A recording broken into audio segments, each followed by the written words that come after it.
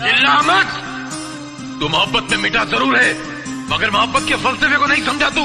बहुत ऊंचा फलसफा है, और मैं यहाँ तेरी शरारतों को रफू करने आया था। तेरी बदतमीजों को रफू नहीं कर सकता मैं जा रहा हूँ। अरे जा, मुझे किसी की जरूरत नहीं है। अरे जब मैंने अपने दिल में रहने वालों के जाने का अफसोस नहीं किया, तो घर से जाने वालों की परवाह क्या करूंगा। मास्टर, तो सिर्फ बातों की चिंदियां रफू कर सकता है, दिलों के चिथड़ों को नहीं। चल जा। रे पागली, रे पागली, रे पागली, रे पागली,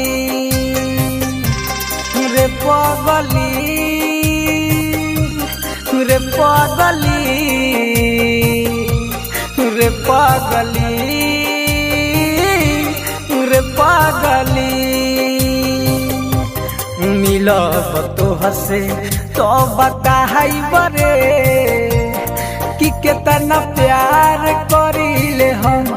मिलब तो हसे तो बताई बरे कि कितना प्यार करीले हम। रे पागली, रे पागली,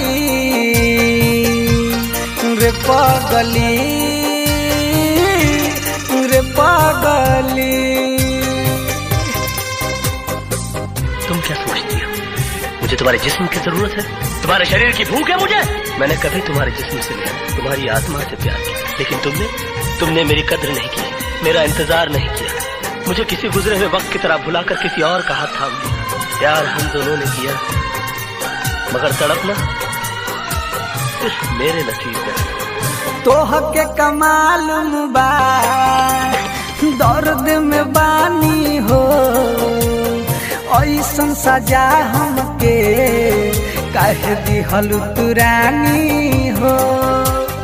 हमारा पका बीते इन तोहरा बुझाई हो, याद तोहर रानी हो मुँहले पजाई हो।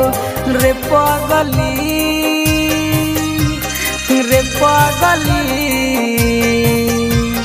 रे पागली, रे पागली। कृष्णा, तू करता है कि नहीं? करता है? हाँ? नहीं? नहीं? हे राम! कृष्णा, ये तुमने क्या किया? दुनिया सच्चाई का सबूत मांगती है। नहीं। तोरा पीले तोहरा बिना कुछो न भावेला, याद आवेलू एतना अखिया लोरावा बहावेला।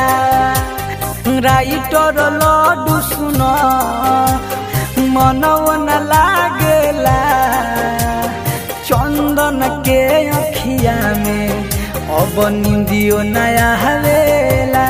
रे पागली, रे पागली, रे पागली, रे पागली।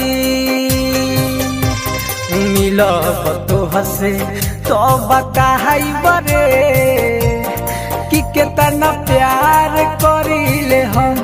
मिलब तो हसे तो बताई बरे कि कितना प्यार करीले हम।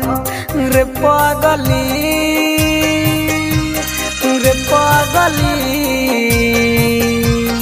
रे पागली, रे पागली।